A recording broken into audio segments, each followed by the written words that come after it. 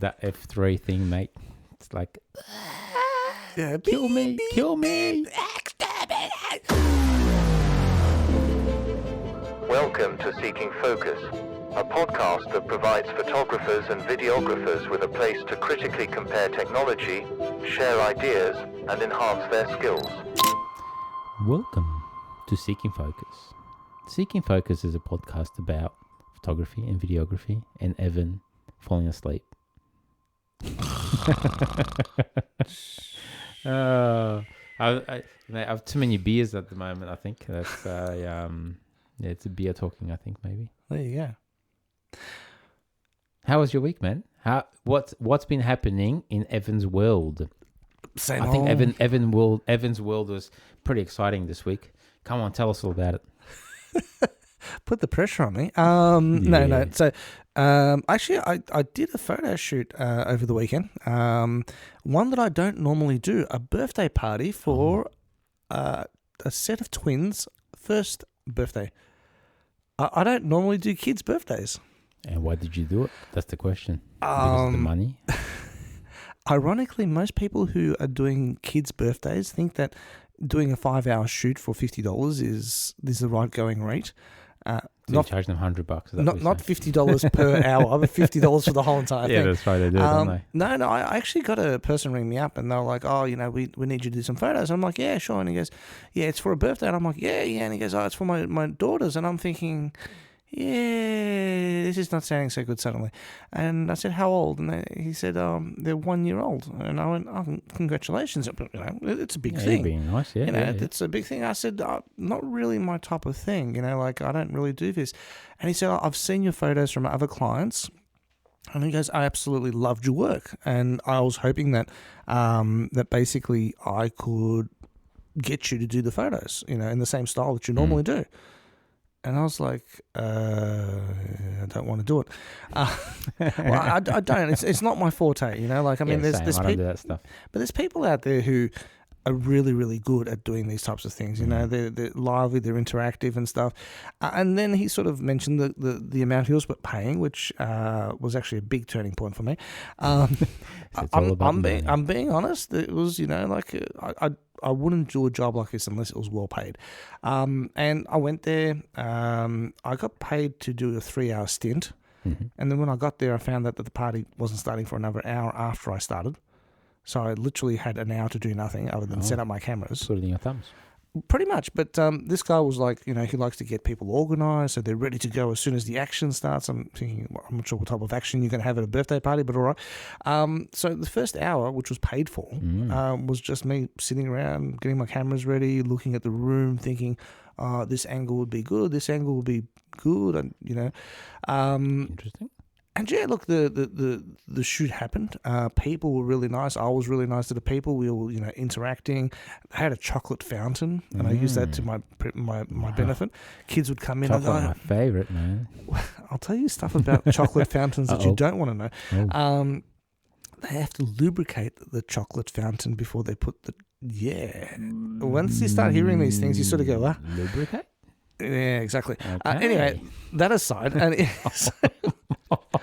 not that time. It's a kids' party, okay? Look, I don't know what you're thinking about, mate. I'm thinking about chocolate, mate. All right. Anyway, so I was using the chocolate fountain to my benefit, and every time the family would come in, I'd say to them, to the kids, "Can I get a photo?" And the kids like, "I want a photo, Daddy, I want a photo." And they're just really annoying. And I go, "Look, I'll make you a deal. See the chocolate fountain behind me? If you let me take one photo of you, you can have chocolate, endless amounts of chocolate from the chocolate fountain." And the kids would be like, "Okay." And they're like posing, they're like smiling. Everyone's like, "Shit, my son looks so happy. Why does he look so happy?" Mind you, that was an accent I was put going on to say for with that accent too, man. I got no idea where that came from because they didn't actually have an accent, but it sounded good at the time. And so anyway, everyone's kids were smiling in these photos. I was stoked. Once the kids actually had the chocolate and they started to OD on chocolate, perhaps they weren't so stoked. But nonetheless, I got the photos of the kids smiling. That's what matters, man. That's what you're getting paid for. Yeah, and look, I got along with everyone, had heaps of fun. And in hindsight, I actually quite enjoyed it. And anyway, I got home that night and the kids and the wife had gone out, and I had 6 hours to myself, and I was just like, You didn't call me to come over. I did something better. Oh. I edited photos. Yeah, might as well work, man. Oh, yeah, there you go. So dropped them into Lightroom, and started, anyway. That night I finished them, uploaded the photos. The next morning I sent him a message saying, hey, your photos are ready to download. He was like, what? Because this was like a few hours after. Quick, yeah. super impressive. He was like, wow, I'm so glad I paid you so much. And I'm thinking, yeah, you did. And they were stoked with the images. I actually quite enjoyed myself. And the money didn't make it too bad either. That's what it's about. So, Enjoyment. Yeah, so not something I normally do, but it ended up being okay. Now, what puts my activities to shame is the photo you sent me of yourself. Now, it wasn't myself. It was my other half. And it had nothing to do with a lube either. So let me paint a picture here, right? So I'm sitting there, doing my thing, and I look at this photo. And it's a picture of Marty standing on a stage with cameras everywhere, light boxes everywhere, like 12 it's the infinite people. Stage. So it's got that sort of the backdrop's got that. Yeah, what's the call for that? What's the name? Infinity wall. That's the Infinity Wall. That's the one. Yeah, so you're standing there in an infinity wall, a grey one. There's lights everywhere. There's people walking around. It looked like like a stage. Full on, mate. Like Hollywood. I'm like Full looking at this Hollywood. picture, thinking, what the hell is Marty up to? Like, so caught my impressive. attention. So I wrote to you and I said, what are you doing? I'm hitting the big time, baby. That was not the response you gave me. What did I say? I can't remember. The response was, you wrote back, how do you keep an asshole in suspense? And I wrote, how? And then you wrote back, I'll tell you tomorrow. Boom, boom. Sorry, bad joke there. It was actually quite good, actually. Yeah, I like that. But please tell us what the hell was going on. I've never seen so many cameras. Ari cameras. Ari Alexa they're using, yeah. They're like a couple of those. There was people Yeah, that was focus pulling. There's lighting people. There's DPs. There's people with mobile phones. It was probably one of the biggest shoots I've ever been on, and I wasn't part of it. It was. You were there. You were right in the middle of the picture. I was the support crew. You were doing spritzers. Mate, there was a dedicated person for coffees, man. It was so impressive, man. They were like, there was a dedicated person. Mate, it was. I'm telling you, the chick comes up to me. She'll, would you like a coffee? Would you like a cafe latte or cappuccino? Or would you like anything macchiato, maybe? I said, was no, it a fine, good coffee? thank you. Was it a good coffee? I didn't actually have it because I was just focusing on the shoot, man. I was just like in the zone. You were in that photo. Like you just looked like you even had like a little bit of sweat on your forehead. I was just like, look at him go. Whoa. Anyway, see, tell us more about it. Yeah. Are you allowed to tell us about it? I know it was big. Yeah, look, I'm not going to mention any names because it's not even edited just yet. And I don't want to... I was disappointed with a few things. And I must say that... the fact that they didn't have Sonys, right? That was a disappointing part. That was a disappointing part. That's correct. Exactly right. So anyway, okay. So my wife rings me up, right? She calls me up and she goes, hey, I've got this video shoot. I said, oh, sweet. Beautiful. It's my part of the world kind of thing, And then she goes, do you mind coming with me to help me out being my sort of like a support person / obviously, someone to give me support. I said, are you sure? Like, I mean, it's a big thing for work, because she works in the corporate world and all that sort of jazz and all this fancy, Anyway, so I said, all right, cool, I'll help you out. So I'll drive you. So she had a wardrobe done and everything else. So we, how can I say without sort of releasing any names and whatever else. So we rock up to this studio. I walk in and they had food everywhere and people basically saying, yeah, it was food. And I mean, look, think of a big corporate shoot, so it's just like big. You had me at coffee and food. That's exactly right. Isn't it? Food, coffees. When was the last time you or I got food at an event? Exactly. We bloody starved to death. That's why you look so good. It's my new diet plan. So we walk in, right? So and then we were greeted by a makeup artist. So and then we were greeted by a PR kind of person, I think.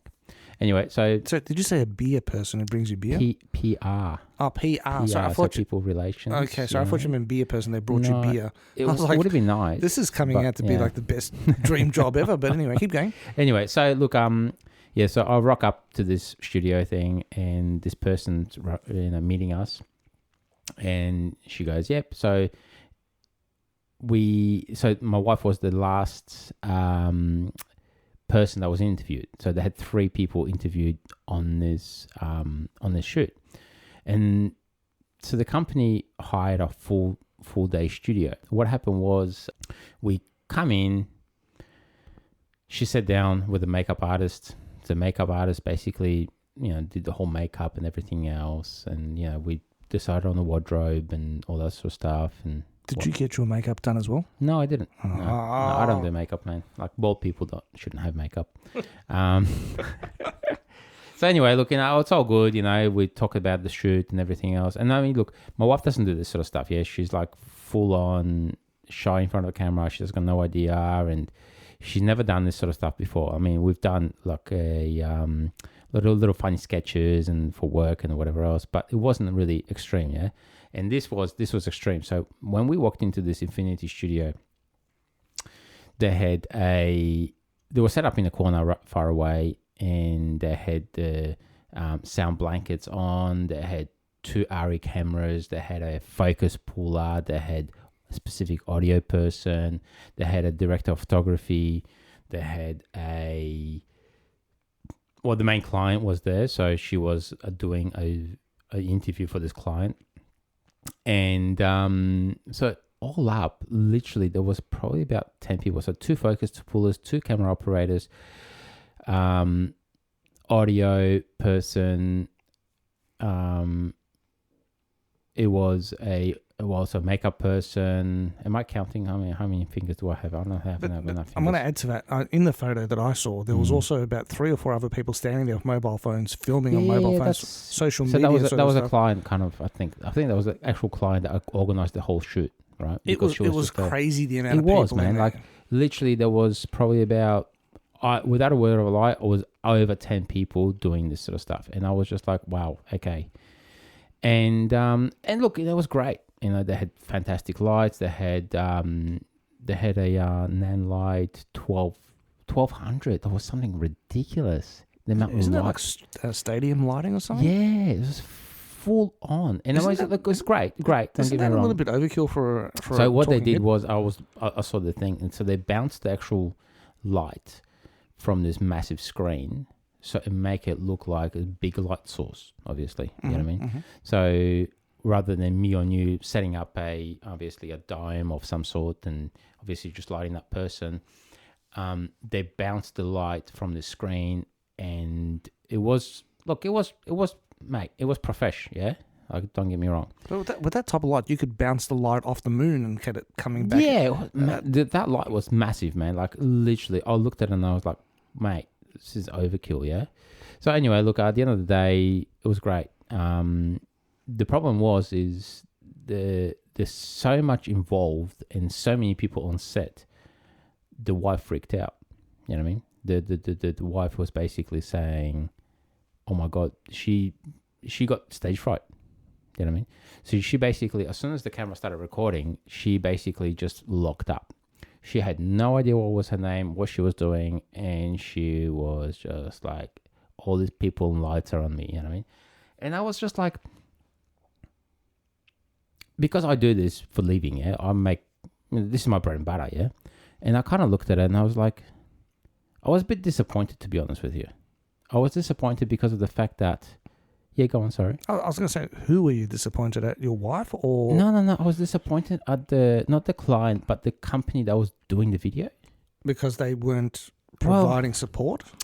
Yeah, so they didn't make her feel welcome enough, I think. Yeah, you know what I mean? That's one of the things that's the most important thing. You could the thing, man. Have as much gear and whatever you want. At the end of the day, you could show up with a mobile phone and still do a great job if the client is glowing. And it's one of the most important things you can possibly do is to make sure that the client is comfortable. You got to support them. You got to make them feel 100%. like what they're doing is right. And, at the end of the day, if you don't do that, you're not going to get a good production. So that is disappointing. And that's the thing, man. Like, I'm going to go off on my tangent. I'm not sure. We were supposed to do this episode about audio, but, like, let me just go deeper into this, right?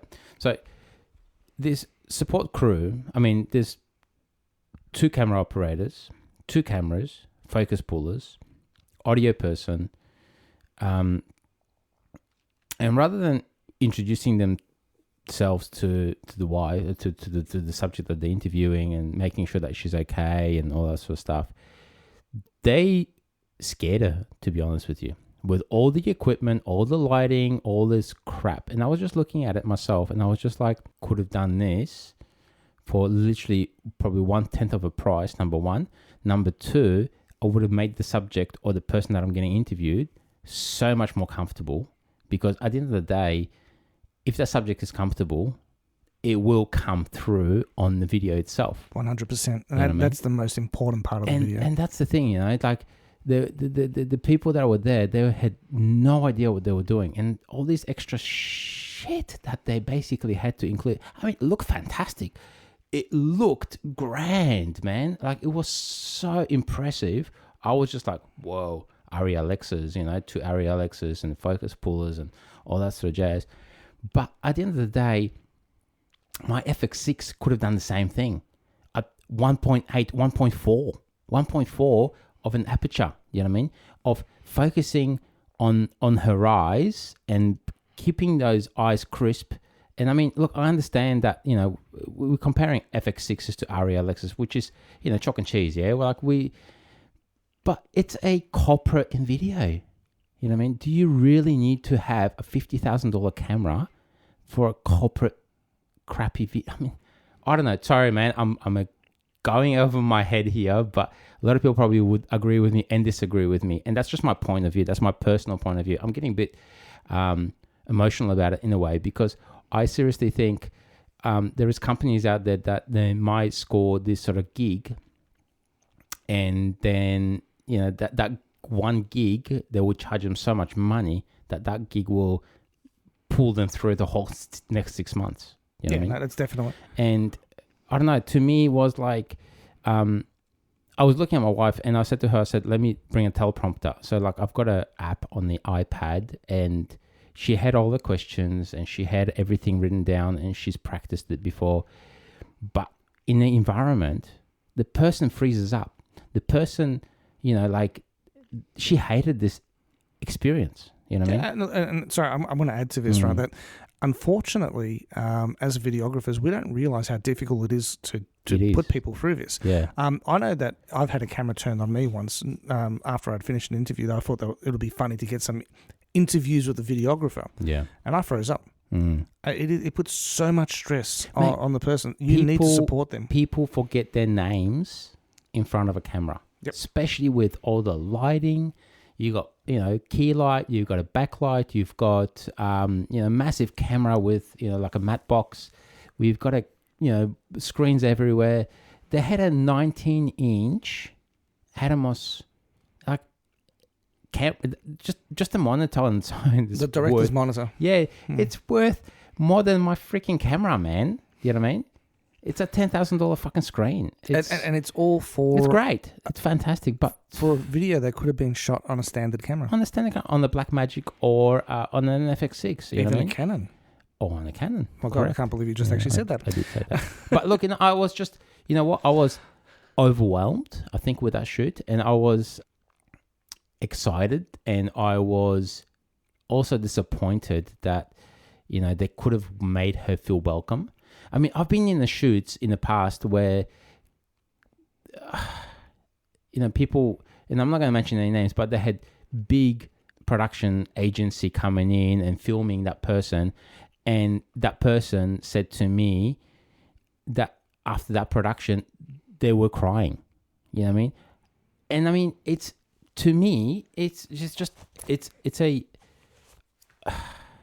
hard to say, but to me is, you got to make that person feel welcome and appreciated and comfortable to be able to make that video look good. That's your job, man. That's your job. That is exactly right. You know, to me, that's just like so frustrating. And then there's a number of times when my wife turned around and she's like, Marty, help me, Marty.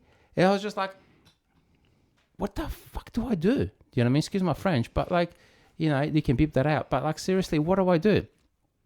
And she was so uncomfortable. She was so way out of the depth that, you know, like, it was just, you know, like, I look, I don't know. It's just, to me, that was just like overkill, and you just made the customer or the client felt so unwelcoming.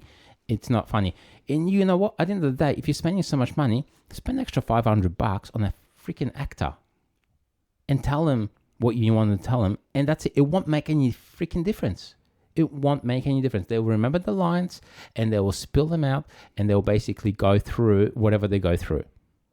You know what I mean?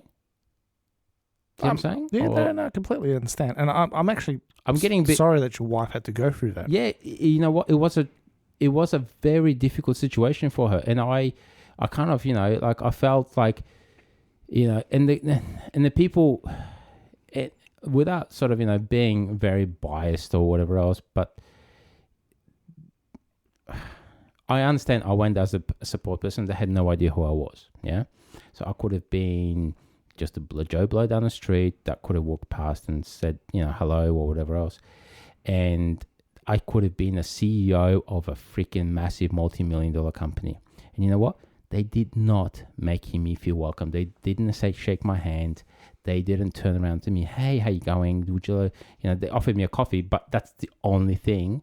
And it's not like, I don't know, it's just, I was trying to talk to a few people. Yeah, I was trying to talk to the camera operators. I was trying to talk to the studio owner, and they didn't care. They did not care. To me, that's just, I don't know, man. On my shoots, I care about everyone. If there's a freaking dog down there or a cat, I care about that living thing. You know what I mean?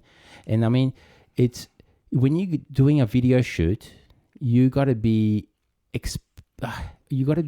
welcoming to everyone. You know what I mean? You got to be, how you going? What do you do? Just strike a conversation, mate. You know what I mean?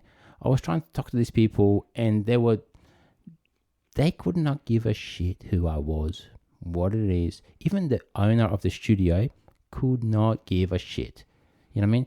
And I mean, you know what? I run my own media business, and I will not go to that video studio or that studio, because it was just, you know what? The guy did not make me feel like he wants my business.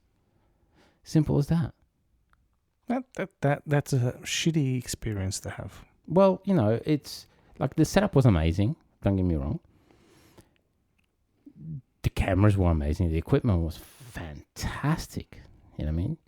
But I think you use that when you're working with professionals like actors, like people that have done this sort of stuff before in the past. If you're working with an IT person was never on a camera before, you got to button them up. You got to turn around to them and say, hey, talk to me about your kids. Talk to me about your pets. Talk to me about your hates, your loves, you got to loosen that shit up. You know what I mean? And they did not. Possibly, this is where we're wrong. We don't charge enough, and we care too much. Maybe that's what it is. Maybe that's exactly right. Turn the tables. Sorry, I'm getting very emotional here because it was too close to home, if you know what I mean. Yeah, no, it was definitely. just, you know, like, it was, you know, they used super good equipment, and, you know, like, just the care factor of the actual, to me, like, I think I've mentioned this in the previous episodes, to me, 60-70% is the attitude, 30-40% is the actual video, because the video comes with the attitude. Simple as that. That's very true. Do you know what I mean? And they were just there literally to push that freaking button and record whatever came out of that mouth. And nothing was good because of the fact that they didn't make her feel welcome. You know? Dude, you're very, I'm feeling the passion here. I am passionate here, man, because like every shoot that I do, I go there and I coach that person. And I say to them, you know what? This is probably this is the way you need to say it. This is how you're going to come across. And you need, it's my job to coach that person. You know what I mean? And the thing is though, I gave her that teleprompter and they knew everything. You know what I mean? They could have just literally held that up. She would have done her lines and boom. I mean, you know what?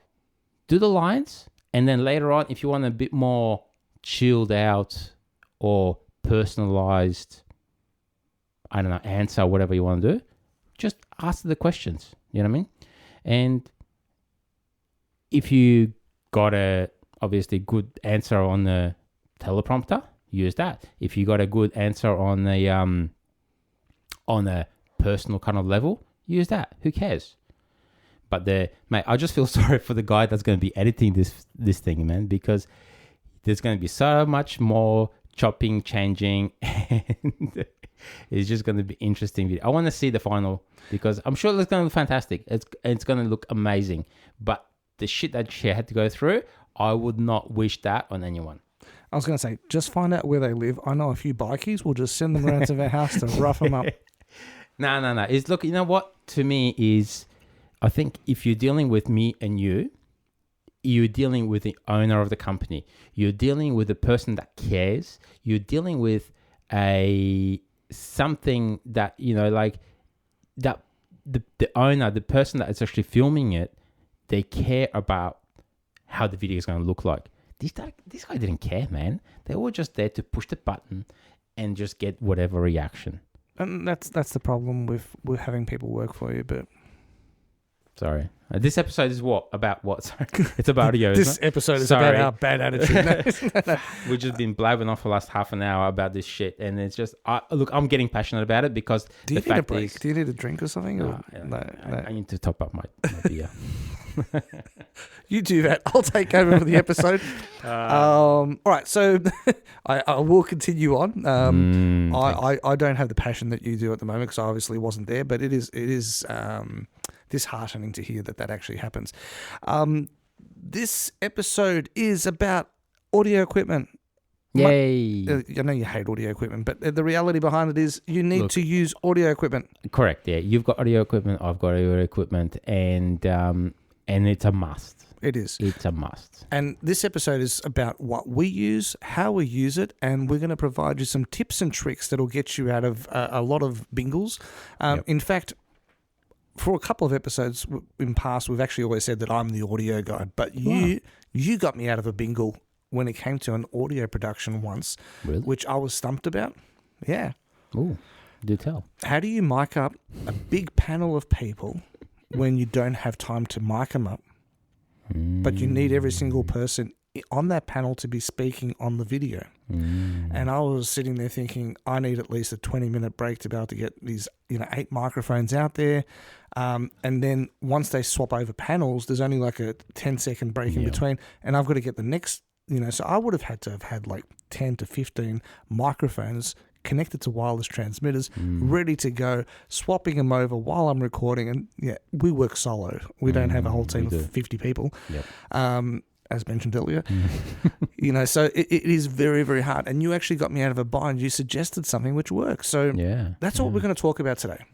And, let's start off with some brands of audio gear that we use whilst we're doing videography. Yeah, definitely. What brands do you use? So I use very affordable gear, right? So you've got a lot more expensive gear than I do. But the stuff that I mainly use would be just a Rode Go's. So Rode Go is a lapel microphone that you potentially can stick it anywhere. You know what I mean? And it's just going to catch great audio, and it's a recording on it as well. So on the unit itself, you actually got your own recording. So I've got Rode Go 1, which it doesn't have that recording, but I've also got the Rode Go 1 is technically only a single receiver, correct, single transmitter, so it's one microphone that connects up to your camera. But it's great. I still love it. You know what I mean? Because the audio out of it is so clean and crisp, and you know what? I just sometimes I just revert back to that without sort of doing anything else. You know what I mean? Mm-hmm. Then I've got Rode Go 2s. Which allows you to use 2 microphones into one receiver into your Correct. camera. So you don't actually have to have 2 setups. You just basically have 2 Yeah, microphones. and they also record on board as well. Yes. Which is, I think it's about 8 hours recording time from memory. So each one of the microphones that is connected to someone's lapel will record audio as well as transmitting it back to the receiver, which goes into your camera. Correct. I might add the Rode Goes, basically there's these 2 square units. They look like a matchbox, and they've got a clip, like a alligator clip on the back, and they stick to your shirt or your jacket or whatever. Yeah. They are a little bit bulky, but... You know, I mean, they're not bulky, like huge bulky, but they're on a shirt. They are a little bit big, and sometimes they can pull your shirt Yeah, that's down. one of the reasons why we have those extra wires coming out, and the lapel microphone just sticks onto your clothing. Separate reason, you know what I yeah. mean? So it works quite well. I also have a DJI. I got no idea what they're called. DJI microphone. Yeah, the lapel microphones as well. Yeah. There's a bit. And How do you find those compared to the Goes? you know what? I've literally used them once. I had them for about 8 months now. I've only used them once, which is, I mean, look, they work, but for some reason, I just go back to my Rodes. The Rodes are reliable. They're easy to use. They're They're really Australian good. as well, Australian Yeah. manufactured. The DJIs are good. I actually did. Actually, I think I might even have done an episode on those when I was doing it solo. I can't remember. Very early on. But anyway, so I actually, whilst I love the size of them, because they are actually smaller and niftier, and they look trendier as well, the buttons are very finicky, and I found that just trying to put the microphone onto a person's shirt, I was pressing all the buttons at the same time. Yeah, it's because you've got big fingers. I don't have big fingers. I've got very dainty, ladylike fingers, all right? Look, I could be a hand model. But yeah, I actually struggled with those ones, so I never bothered to get any, so I just stuck with the Rodes, which were pretty straightforward and virtually impossible. I love the Rodes, yeah. I also have a microphone, which is the boom mic, so I can use it as a boom. So I've got the NTG4 Plus. So the Rode NTG4 Plus microphone. So I've got one of those. And look, the good thing about the NTG4 Plus, and the bad thing, I guess, it's got a built-in battery. Yes. Right? So Which is kind of good and bad, but at the same time, because you got to make sure you always charge it and always full. It's got lithium-ion batteries, I believe, on it, so you can keep them fully charged all the time. But I think it only lasts for about 6 or 7 hours, and then you have to recharge it again. So it's just USB micro, I think it is, and then you just plug it in and off you go. But you can probably charge it at the same time as recording. Possibly. Yeah, I never tried it. I believe so. But I mean, let's be honest, 6 to 7 hours. Are you going to be? heaps. That's a shitload of time. I don't think you'll ever possibly use that. Yeah. So from an audio perspective, so all the NTG stuff is I use with the XLRs, cables, and I'm just trying to think what other. I don't think that I've got anything else. I think that's pretty much it. The lapels are the main ones that I've used, though, for any interviews or whatever else. Yeah, that's pretty much very similar to what I've got. I've got the Rodes as well, the Rode Go 2s. I have a couple of Rode NTG microphones as well. The microphones that I prefer to use over the Rodes are the Sennheiser MKE600, I believe it is. Yeah. Acoustically, I feel that they're a little bit more superior. I agree. I don't know if the word a little bit superior is the way but I do like the sound of Sennheisers over the Rodes, to be honest with you. That's my personal thing, and I mean, a lot of people might not agree with me, but yeah, the Sennheisers do sound a little bit better. That's what we use at the moment. Yeah, we use the MKE600 to do the podcast. So basically, the difference between what I've actually picked up on is the difference between the Rode, and don't get me wrong, the Rode is fantastic. I've got quite a few of the NTGs at home, but the MTG Rodes have a deeper sort of sound to them, so they've got a lower end and mid, whilst the MK600 Sennheisers have got a mid to high, so they bring out more highs. They don't have the deep end, but they're both great microphones, and they both do different things. I've also got a couple of Tascams out there. Recently, actually picked up a couple of the Rode video mic NTGs, which basically are like the NTG microphones. They've got the battery built into them, just like yours, but they're mini versions of them, and they're designed to be mounted on a camera. So they're just like shotgun mics for the camera. And there's been a wide range of video mics over the years that have been produced, but these are the most recent ones. Fantastic units because they actually have a gain control built into the microphone, so you can actually adjust the gain on the microphone itself. So if you're recording and you suddenly notice the levels are starting to go a little bit higher, you can actually and it's actually quite an easy adjustment to do, and it's not one of those ones where, you accidentally touch it and you knock it down 50 dB or anything. It's actually really smooth, and you can actually adjust the levels whilst you're recording. So instead of going into your camera menu and trying to find where the audio settings are and then try and adjust the volumes, and there'll be an actual a noticeable jump down as you're going down in the volume or the gain, you can actually do it on the microphone, which is really, really fantastic. So big fan of that. And what else have I got? Geez, I've lost track. While you're thinking, I've actually got a little microphone as well. It's just USB. Sorry, no, it's not USB. That's one of the Rodes. That's one of the Rode video mics. I think one of these small ones, the micro or something. I'm pretty sure it's a micro as well, but I don't remember the name of it. I think it's like a part of the NTG sort of family, but it's like really small, and it just fits on the camera on top of the camera. Yeah, it's the really basic, nice. The really, really small basic one. Which is great. I mean, they actually do sound really good for what it is. I think I've only paid like $70 or $80 for it. Yeah. It's fantastic though. The NTG video mics are around the $400 mark, so there's a huge difference in price. Yeah, I'm pretty sure I paid that much for my NTG 4 Plus. Yeah. Yeah, but anyway, so we've got different ones. We've got the lapel mics, we've got the boom mics, we've got the mics that basically are shotgun mics for the video cameras themselves. The ones that fit on the camera themselves are more of a ambient sound type of microphone, so it captures everything that's happening everywhere in the room. If you're like walking around on the beach and you're filming someone and you're just getting some ambient noises and stuff like that, perfect for it. If you're doing interviews, would not recommend them if my life depended on it. No. Because the problem with those types of microphones is they're very, very far away from the subject matter, which unfortunately means that it picks up every other noise in the room, including coughs. But it also picks up echoes. So if there's an echo in the room, it'll pick it up, whilst the lapel microphone sitting on your shirt won't pick up a lot of the background noise because it's so close to you and it's actually adjusted to your voice. So they're really good. And then the boom mics, they're once again, they're similar to the shotgun mics that basically sit on your camera, but you can actually mount them on top of the actual person speaking. It's a boom mic. You direct it at the person's head, mouth, and chest. And basically, it's probably one of the crispest sort of sounds that I've had. And it also means that you don't have microphones hanging off the person's shirt and stuff. Yeah, for a video, it doesn't look, like it looks better potentially than, not having a microphone in the view. It requires boom poles and cabling and everything else there, basically. So it is a little bit more complicated than just sticking a lapel mic. It's a lot more mucking around, man. I've in the past, like if it's a audio that I really need to make sure that it's clean and crisper, I would hide a lapel mic under clothes and then have a boom mic as well, so I have two audio sources. Yeah, and having a backup source is always fantastic. That's awesome. Yeah, that's one of the things I highly recommend. Personally, for me though, the boom setup is the best setup. It's crisp, it's clean, it's direct. I think one of my best productions was I did a recording for a drama student who's trying to get into movies, and they did an audio production of two females talking to one another. And when you saw it, you said to me, how did you manage to get the audio so fantastic? It's clean, it's crisp, there's no background noise.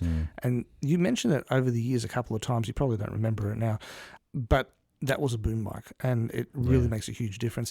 I do notice a lot of people on social media have got basically, pictures of themselves, taking video, and there's a boom mic in the picture, and they've got the boom mic behind a person's head.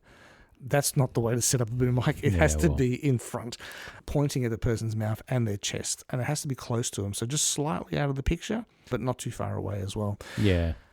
So that's how we set up our gear. Now, to get the best audio, boom, lapel is the way to go. And if you can't do that, or if you can't afford it, then basically have a shotgun mic on top of your camera.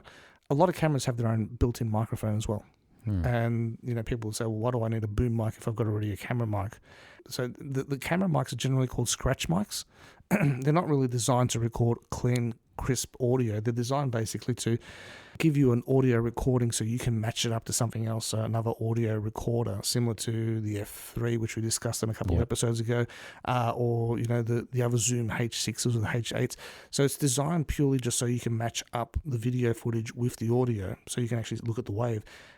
quality-wise of most cameras' audio is pretty dodgy. So that's why we suggest if you're going to do that, use a boom mic on the outside. Yep. You know what I do with the boom mic though? What's that? Bit of a sneaky thing, I guess. You know how all the boom mics are pretty much XLRs, yeah? Mm-hmm. So rather than running a whole full-on XLR cable all the way down to the camera, and I was waiting for you to bring this up. crappy of lots of cameras and stuff. I mean, lots of cables and stuff. I just use my Rode Go, so as a transmitter. Yeah, so you've basically got the microphone plugged into your Rode Go, Yeah. which wirelessly transmits to the receiver, which is on top of your camera. I've actually seen that. It works. It does. Technically, you're not meant to because Wow. Laws are made to be broken, mate. That's what I say. there is potential that there could be distortion, blah, blah, blah. But it does work. Pretty good. It is. Pretty good. And mate, I've used it in the past in a number of different shoots, and it's working well. Look, your bodgy ways are sometimes good. That's it. But no, that definitely does work. Sorry. That actually brings me up to my next comment that I was actually going to say.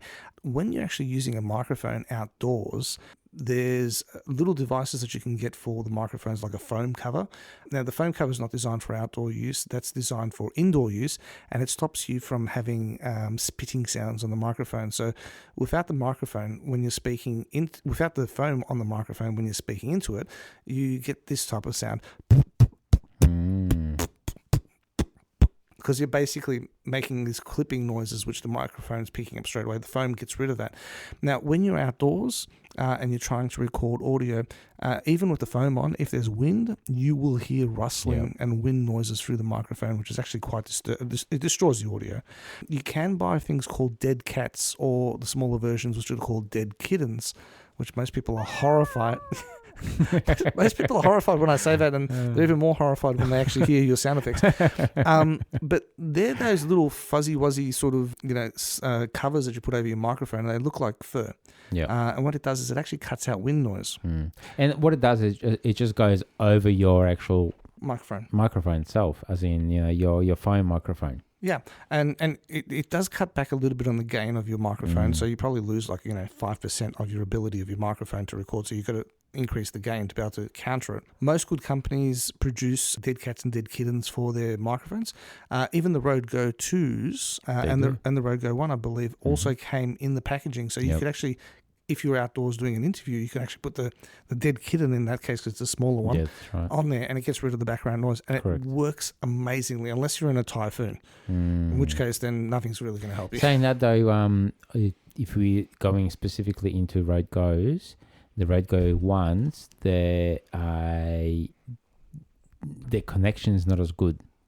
So Rode Go 2s actually have like a click-in connection. They do, yes. But the Rode Go 1s, they just have like a push-in thing. And it just comes out sometimes. Oh, really? Yeah. I've never actually owned a Rode Go 1, so I knew they were there, but I've never actually owned one. Yeah, so with the Rode Go 2s, and that's one of the reasons why I probably would recommend the Rode Go 2s, but what it does, it just clips in and you twist it, so it locks in place. So you can actually pull it out, even if you sort of yank at the actual dead kitten. I can't do it. It doesn't come out, you know what I mean? So, which is really good. So Rode Go 2s. But I think Did the DJIs actually have those when they? They do. They do. Yes, they do. Right, yeah. Cool. I think it's not a black one, but it's more of like a greyish color. But they do have it. Yes.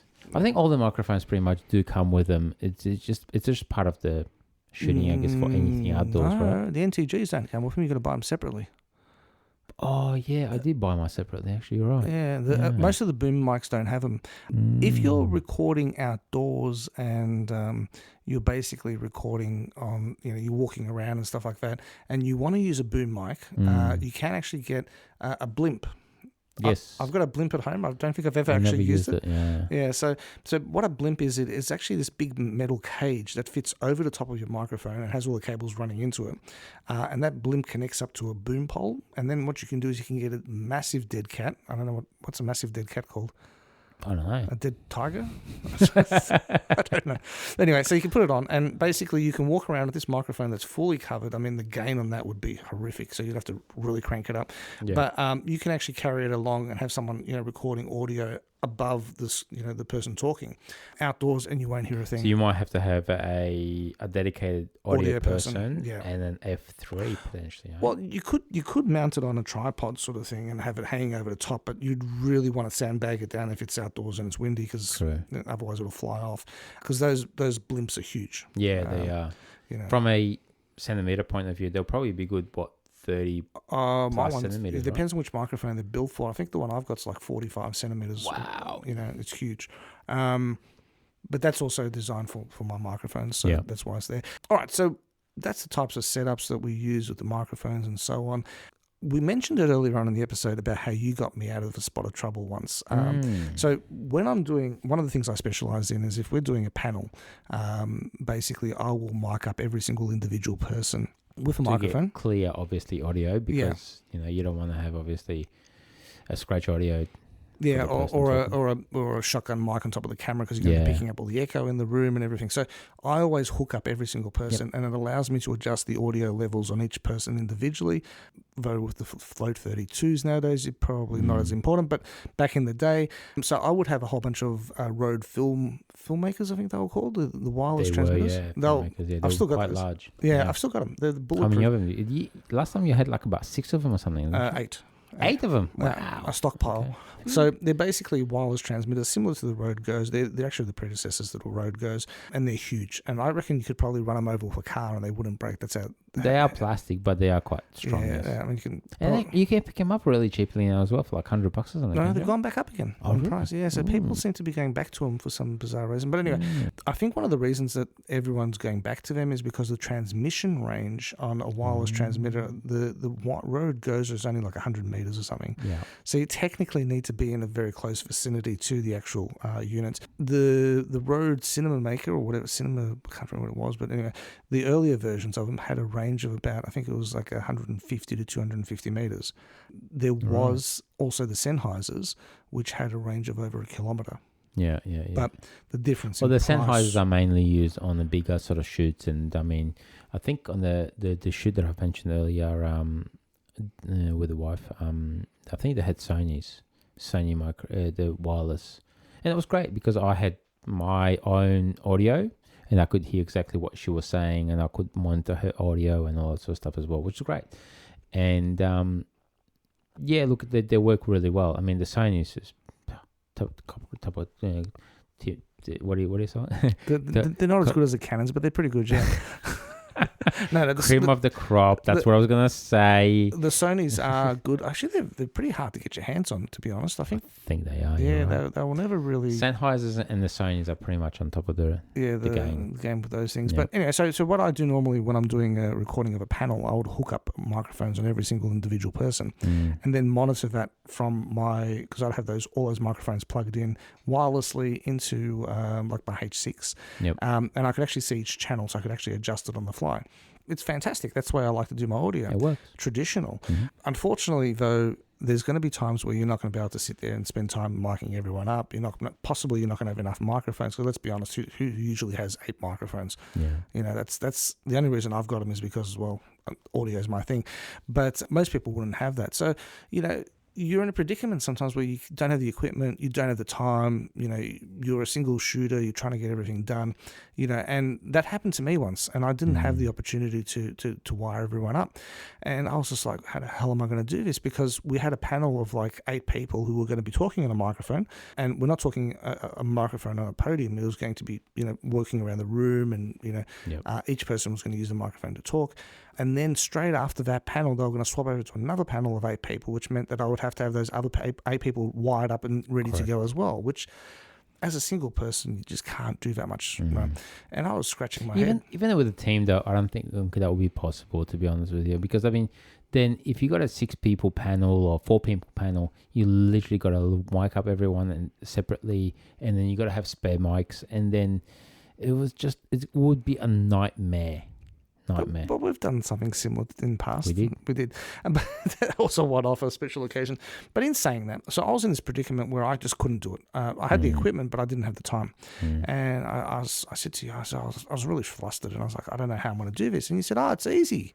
You just get your Rode Go 2, sticky tape will fix everything. Yeah. So, and the translation for people who didn't understand that because he's using his accent, he said to sticky tape the Rode Go transmitter to the microphone that was going to be handed around. So basic, but it worked. It does. It does. So they were passing the microphone around and, basically I was able to record the audio of every single person. Now, of course, no one uses the microphone the same way. Some people talk directly into it, so, you get good audio. Some people, they don't even have it anywhere near their body and they're talking. You're like, I can't hear you. Yeah. And you sort of get like this really crappy audio from that, which in post-production you're going to ramp up and, so that's stuff that you need to be mindful of. But I was able to record that whole, panel, and then the next panel after that, there was, this is probably where the shotgun mic on the camera came in handy, because I also was recording from the camera using a shotgun mic. And there was a person who was speaking away from the microphone. So that Rode did not pick up anything. Yeah, right. So what I ended up doing was I ended up using the audio, the ambient audio from the room, to be able to capture the audio of that person speaking. And then I spliced it into the video. Now, there was a lot of background noise. DaVinci Resolve, the Pro version, which unfortunately you got to pay for, that has a audio editing package in there, which basically allows you to take out background noise. So I was able to remove the background noise, match the audio. It sounded perfect. It was a lot of work, but it worked. So that's what I recommend. I should sort of mention, if you're going to sticky tape it, just make sure you use electrical tape. Why's that? Black electrical tape. Why's that? Because Rode goes, right? I mean, as much as I love them, and I mean, they are on a cheap kind of side, and they're not professional / they're like semi-professional equipment, right? They've got this ugly blue freaking light on them, and I just hate it. So that's one of the reasons why I use black electrical tape. I just cover that blue light so no one can actually see that blue freaking light, man. I understand where you're coming from, because when it's on people's lapels and stuff like that, you see this blue light glowing across their shirt and stuff, and it's really irritating. But on the microphone, I'd rather have it on there so I can actually see it from a distance and go, yeah, it's still on. But you can see it on the camera, man. Like, yeah, but if I've left the camera for a second and I'm walking across the room to do something else, and you're look just up, too much of a stress head. That's what you are. I'm a one-man band and I need to be able to see stuff. So that works. True. As mentioned earlier, with the Rode Goes, they do sit on your shirt, but they are a little bit cumbersome and a little bit big. What we tend to do when we've actually got time is we actually put those on people's belt clips and run a lapel microphone up to the shirt, which is smaller. Right. You can get white lapel microphones or black lapel microphones, which work generally with different people's clothing. So, if you've got a dark shirt on, the white stuff is really good. I should actually probably get one of the white ones, lapels, and so that they basically blend in with the shirt or whatever else. But the thing is, black is black, right? So black matches with everything. That's true. Unless it's a white shirt, in which then the black looks terrible on it. But anyway. Now, going full circle, talking about the people that you're actually interviewing, because we spoke about your experience earlier on and the fact that it was done so poorly. When you're actually micing someone up, I know this is going to sound really, really weird, but I highly recommend you ask for permission before you start touching them. True. I was at a shoot, and without thinking, I just grabbed a woman's blouse to put the microphone on, and she freaked out. You're touching me? How dare you touch me? I started screaming, and ever since that day, I have never gone near another woman with a microphone without permission. And even make sure guys, make sure she signs on the dotted line as well. On the waiver, you can touch me. But I do actually say it even to the guys now. Because at the end of the day, I don't want to go through that again. Yeah. Right. You're actually physically touching someone. And if they've never been interviewed before, they might not know what the hell you're doing. So having some big hairy guy trying to put their hands down your top doesn't really help. So make sure you ask for permission. And when you're actually putting up the microphone on the person, you need to basically think about a couple of different things. Now, one of the things with the Rode Go 2 is that basically you can have two people talking to each other, doing talking heads. All right. What you need to do, and this is something that most people don't pick up on, if I'm sitting side to side with you, my head will be pointing to one side, your head will be pointing in the opposite direction, so we're facing each other, right? Now, there's no point in putting the microphone facing in the opposite direction to where I'm talking.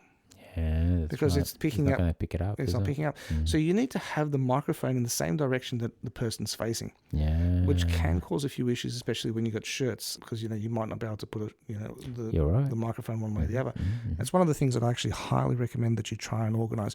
And also the benefit of having that microphone sort of pointing in the direction that is going to pick up your mouth is it can reduce echoes from the other person. So play around with the setup. That really makes a huge difference. True. So just to reiterate that, basically, if you have two people next to each other and the other person doesn't have no mic or whatever else, just make sure because you can stick it on the left side or the right hand side, and then the area that you're actually going to be putting it on, you got to make sure that the mic actually faces the other person or away from the other person. Yeah. So it's just it's a very tricky thing, man. It is. But in saying that, if you've got only one microphone and you've got two people, what you can do is have that microphone pointing away from the person that it's on.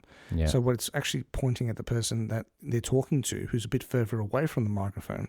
Yeah. And that'll actually balance the sound out. It will unfortunately create a little bit more background noise and possibly a little bit of echo because it's further away from the person. But that one microphone, if you're in an emergency, something's happened to the second microphone, the battery's died, or you just don't have a second microphone, you can get away with using the single microphone. Yeah. But make sure it's pointing away from the person that it's on. And that way it reduces the volume from the person that it's on and increases the volume from the person who's basically talking. There you go. You were going to say? Yeah, no, I was going to say one more thing. I think it's a bit of a tricky thing too. And I mean, a lot of people don't know about it, but like the audio people do. Make sure you get the ambient sound for at least 30 seconds. Why is that? So, let me explain. So, if you're sitting in this room, so the person's getting interviewed, right? And then there might be a background noise or some sort of aircon or fan or, other people talking in the background or whatever else. If you get that 30 seconds without that person talking, but that microphone being attached to that person or booms or whatever else, you can use that 30 seconds as almost like a scratch thing where you can actually remove that audio in the post-production.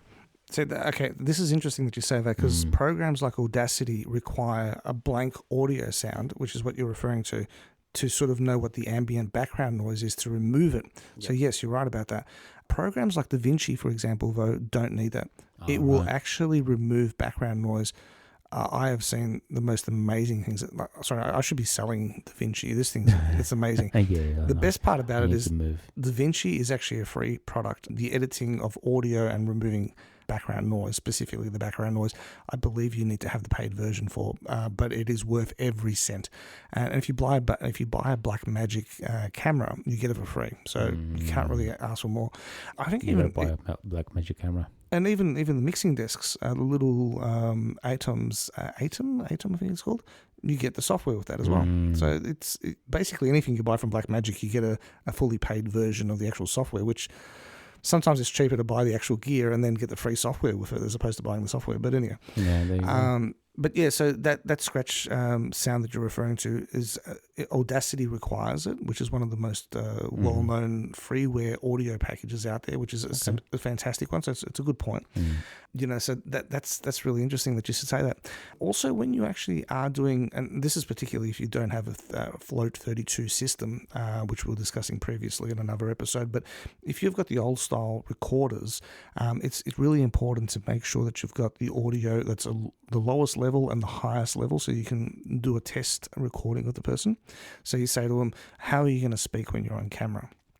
And they'll basically speak. And then you say, okay, cool. So you look at the levels and you make sure it's not too low. Yep. And then you say, okay, so can you speak to me a little bit louder than what you're currently talking? Because I'll tell you now, when you say to someone, how are you going to speak on the camera? They'll go, oh yeah, I'm going to speak like this. Yeah.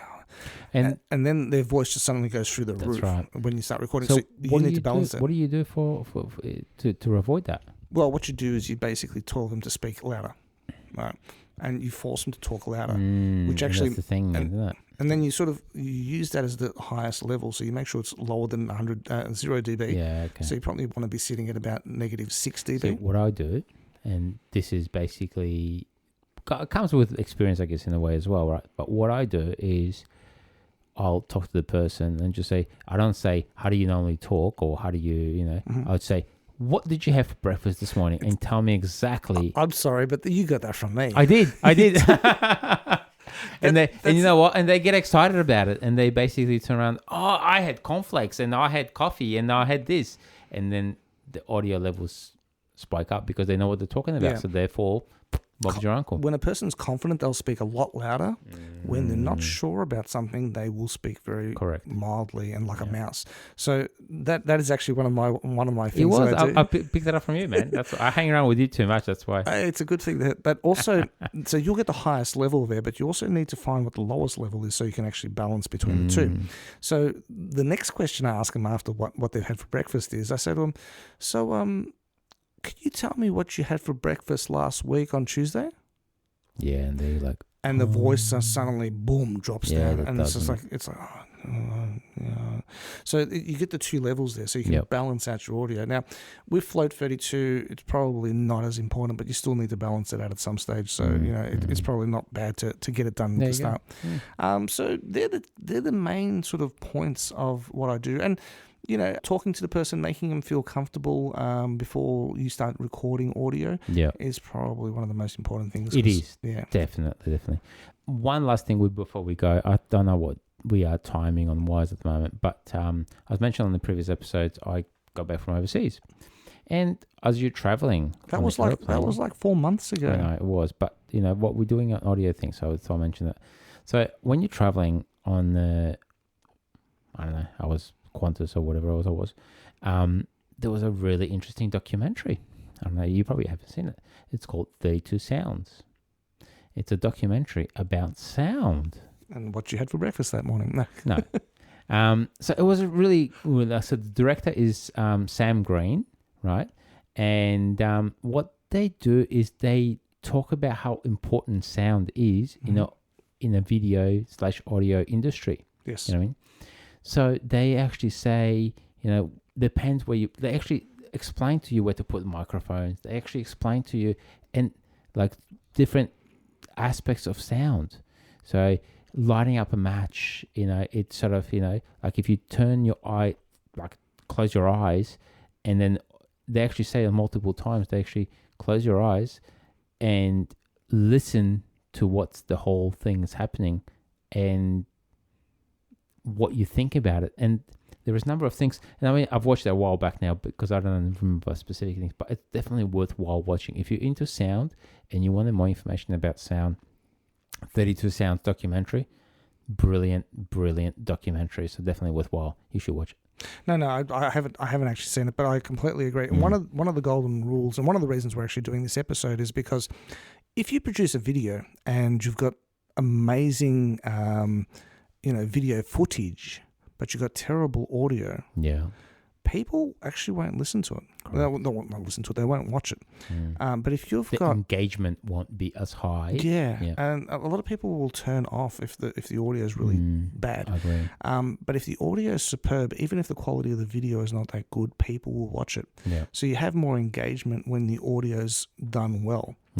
And that's an important part, and one of the reasons we're actually doing this episode is because a lot of videographers don't think about audio. They just think about, I've got my camera, and I'm going to take some video, and I've got a boom mic on the top or a shotgun mic, and that's sufficient. Or I'm going to use the scratch mic, and that's going to do it. I agree. However, if that videographer or cinematographer or whatever else, they've been around for a while, they know exactly that audio is very important. So they won't put a scratch mic off a camera recording a person, or potentially they know that we'll have to have an audio person to be able to catch that crisp sound. You know what I mean? So I think it comes down to experience a lot as well, and it definitely works better with the audio 100%.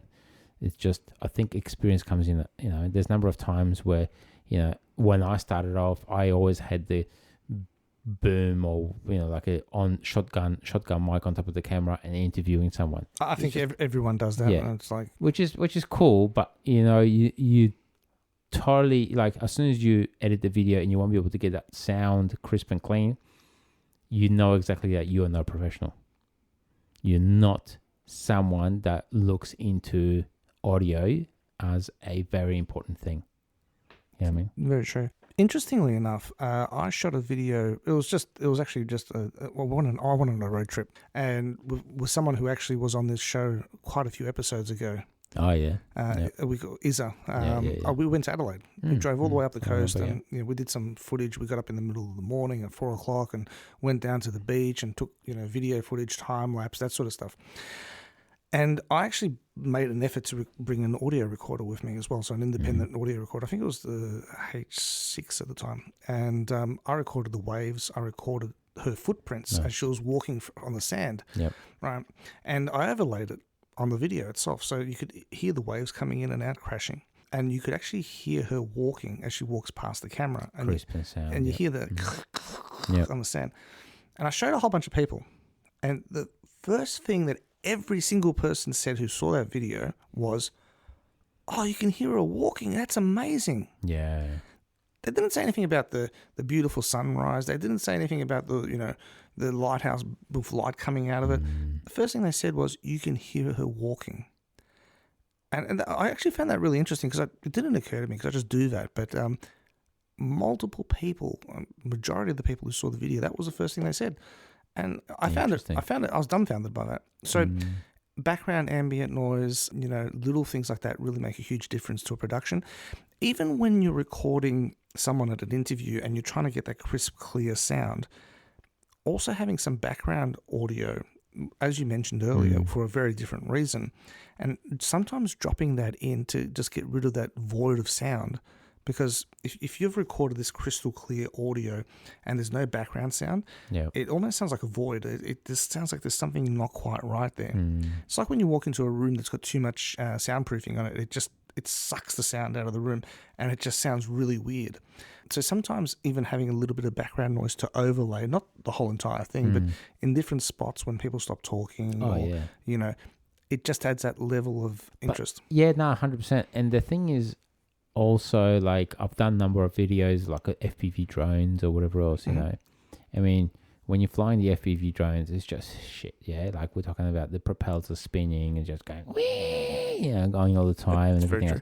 So basically, what I've done in the past was obviously, get rid of that drone sound itself, but then you overlay a, total audio, I guess, I don't know, what do you want to call it? Whole sound effects, you know what I mean? So when you're flying past a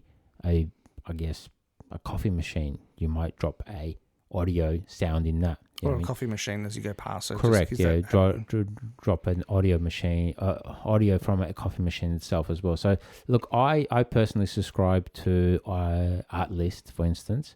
But I also subscribe to all the sound effects. You know what I mean? So I just type in sound effect of a coffee machine. And I mean, in the past was like, I think a couple of years back, I went to Uluru, Ayers Rock. And I saw this thing, like a bug or whatever else. It was basically digging in the sound. I remember this video. I remember it because it made me laugh because of the sound effects that you added to it. Yeah. It. Like, if I had seen that video, and sorry, no one else has probably seen this, but I remember it because it was a bug digging. Yeah. There was nothing special about it, but the sound that you introduced made it comical. Right? It added, but it was like a scratching sound. It was just scratching, like, but it was, it was just done in such a way where you could hear it scratching, but it sounded comical at the same time. And I just watched it. But it was just different, wasn't it? It was. I love that. Yeah, it was like, it's a shame you didn't do a whole, mini series of it. But that was actually, it's funny because, like, how long ago did I see that? That was like 4 or 5 years ago. It's more, 6 or 7 years ago now. And yet, when you brought it up, I remember that. Yeah, true. So sound is a huge tool to be used for video production. If we could somehow incorporate smell into it. Oh, mate, done. Looking at a picture of a person. You'd be a billionaire. A picture of a person eating a burger and you can hear the sloppering, sounds in the background. And then having this whiff of barbecue smell coming out. Oh, that's it. Bang, you sold it. I want one. You sold it. McDonald's, mate. You'll make billions of dollars more. Definitely would. That's about I think all. that's it. Yeah. Look, I think, just to recap, I think definitely audio is something that any new videographer needs to really spend time and effort on. And I think, there's a number of times where there are specific things that you have to use, and there's hacks as well. But hey, if you need help, let us know. Yeah, if you got any questions, send them through emails. I'm evan@pixellife.com.au. Yeah, just message me through Instagram or something like that. Yeah, I don't do Instagram. I hate Instagram. Just Insta What's your title on Instagram? Because we haven't done this for a while, actually. No. I don't know, man. Well, it's 1x1 Media. 1x1 Media. 1x1.media now, I think. And Melbourne Videographer as well. So Melbourne Videographer has got two accounts. Or track me down, Pixel Life Studio, and I've always liked his work, so you'll find a link. Came back to him. That's it. Yeah, no, that's it. But that's cool, man. All right, thanks you heaps for listening, and I reckon that was a great episode. Sorry I got a bit too overwhelmed with the beginning, but it was just frustrating watching big crew work, and there's nothing wrong with having passion and feelings. True. That's my feelings and my own personal thing. So if you have a problem with it, or if you're part of that crew and you're listening, get in touch with me, man. I'm happy to have a chat with you. Thanks very much, everyone. Have a great evening or morning or whatever. Bye. Yeah.